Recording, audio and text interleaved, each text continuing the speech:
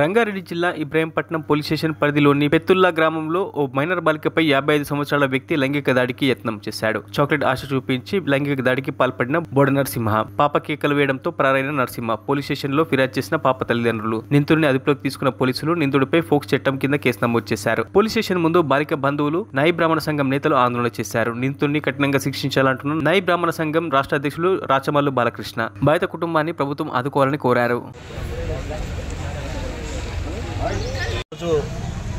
మరి రంగారెడ్డి జిల్లా ఇబ్రాహీంపట్నం మండల పరిధిలో ఉన్నటువంటి తులైకాన్గూడెంలో పిత్తుల్లా గ్రామంలో ఒక నాయి బ్రాహ్మణ కులానికి చెందినటువంటి గడల కృష్ణ గారి కూతుర్ని అదే గ్రామ వాసి నరసింహ అన్నటువంటి వ్యక్తి 10 రూపాయల చాక్లెట్ చూపించి అమ్మాయికి మభ్యపెట్టి అమ్మాయి 8 సంవత్సరాల అమ్మాయిని నీకు చాక్లెట్ తినిపిస్తానని మభ్యపెట్టి తీసుకొని పోయి అత్యంత పాశవికంగా అత్యాచారం జరిగిన సంఘటన సభ్య సమాజాన్ని తలదించుకునేలా చేసినటువంటి విషయం అని కూడా సందర్భంగా తెలియజేస్తున్నాను.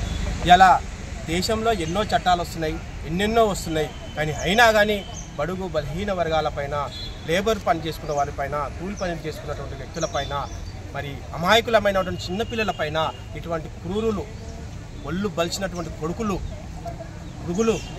మృగాలు ఈ యొక్క ఇటువంటి పాశవికానికి గురి చేయడం అనేది సభ్య సమాజం అలాంటి వారిని సమాజం నుంచి వెలువాల్సిన అవసరం ఉందని సందర్భంగా తెలియజేస్తా ఉన్నాను. ఇలా జూన్ 1వ తారీఖు నుంచి కూడా చట్టాలలో భారీ మార్పులు చేసినామని ప్రభుత్వాలు చెప్తా ఉన్నాయి. మరి ఆ భారీ మార్పులతోటి ఎవడైతే నరసింహనటువంటి వ్యక్తి ఆ పాప పైన అత్యాచారం చేసిండో వారిని కఠినంగా శిక్షించి ఉరిదీయాలని కూడా ఈ సందర్భంగా నేను తెలియజేస్తా ఉన్నాను. సమాజంలో ఇలాంటి మూర్ఖులు, ఇలాంటి నరరూప రాక్షసులు ఉండొద్దంటే ఉన్నటువంటి చట్టాలను కఠినంగా చేసి వీరిని ఉరిశిక్ష చేయాల్సిన అవసరం ఉందని కూడా ఈ సందర్భంగా నేను తెలియజేస్తా ఉన్నాను. మరియు ఊర్లో ఉన్నటువంటి కృష్ణ భయాందోళనతో బతుకుతూ ఉన్నాడు. ఏమవుతుందో అనే ఆందోళనలో ఉన్నారు. వారి కూడా పోలీస్ మరియు ప్రభుత్వం కూడా ఆయనకు ప్రొటెక్షన్ ఇవ్వాల్సిన అవసరం ఉంది. ఏదైతే బాధిత కుటుంబం ఉందో, ఏదైతే అమ్మాయిని ఇచ్చేసినారో ఆ బాధిత కుటుంబానికి ప్రభుత్వము ఆదుకోవాల్సిన అవసరం ఉందని కూడా నేను సందర్భంగా తెలియజేస్తా ఉన్నాను.